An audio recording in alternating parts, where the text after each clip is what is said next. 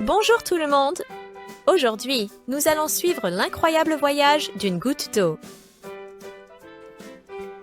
Le soleil réchauffe l'eau des océans, des lacs et des rivières.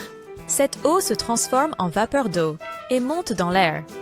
Ce processus s'appelle l'évaporation. Rencontrons Drippy, notre ami la goutte d'eau, alors qu'il s'évapore dans le ciel. Au fur et à mesure que Drippy monte plus haut, l'air devient plus frais. La vapeur d'eau se transforme en minuscules gouttes d'eau, formant des nuages. Ce processus s'appelle la condensation. Regarde! Gouttelette fait maintenant partie d'un nuage. Quand le nuage devient trop lourd, il ne peut plus retenir toutes les gouttelettes d'eau. Alors, les gouttelettes retombent sur le sol sous forme de précipitations. Les précipitations peuvent être de la pluie, de la neige, du grésil ou de la grêle. Voici Drippy, tombant comme une goutte de pluie.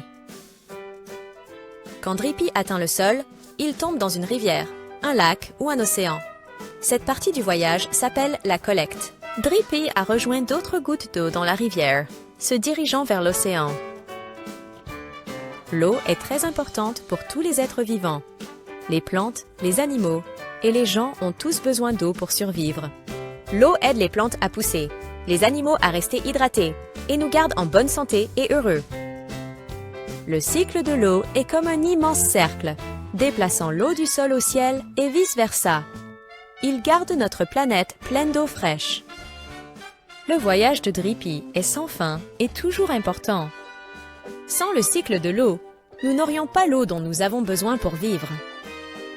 Voici quelques faits amusants sur l'eau. Saviez-vous qu'environ 71% de la surface de la Terre est couverte d'eau? Et saviez-vous que l'eau peut exister sous 3 formes? Liquide, solide et gazeuse? Maintenant, tu sais tout sur le parcours incroyable d'une goutte d'eau. La prochaine fois que tu verras de la pluie, tu sauras que c'est une partie du cycle de l'eau. Merci d'avoir regardé. À la prochaine pour plus de fun et d'apprentissage.